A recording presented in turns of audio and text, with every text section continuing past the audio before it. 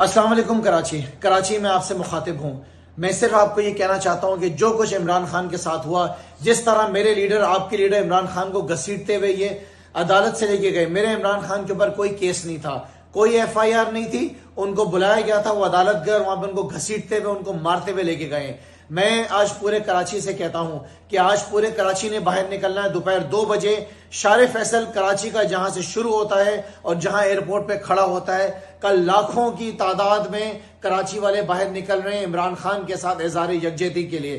کل پورے کراچی نے، تمام تاجر برادری نے یہ اعلان کر دیا ہے کہ وہ اپنے کاروبار کو بند رکھیں گے۔ کل کراچی کے تمام پرائیویٹ سکولز نے اناؤنس کر دیا ہے کہ سکولز بند رہیں گے اور ان کے ایگزامز بھی جو ہیں وہ پوسٹ پون ہو گئے۔ میں آپ سے بھی گزارش کروں گا کہ آپ کے وزیر اعظم، آپ کے عمران خان، وہ عمران خان جس نے آپ کے پیارے نبی حضرت محمد مصطفیٰ صلی اللہ علیہ وسلم کے لیے پوری دنیا میں آواز بلند کی اور پوری دنیا کو بتایا کہ جب آپ ہمارے پیارے نبی کی گستاخی کرتے ہیں تو آپ دنیا بھر کے کروڑوں مسلمانوں کے دلوں کو تکلیف پہنچاتے ہیں۔ یہ وہ عمران خان ہے جس کے لیے آپ نے نکلنا ہے، جس نے پوری دنیا میں پاکستان کے نام کو بلند کیا۔ ہم انشاءاللہ تعالیٰ کل شار فیصل پہ ہوں گے دوپہر 2 بجے۔ پورا کاروبار کراچی کا بند ہوگا عمران خان کے ساتھ اظہار یکجہتی کے لیے۔ آپ نے ضرور آنا ہے، آپ نے عمران خان کے ساتھ کھڑا ہونا ہے۔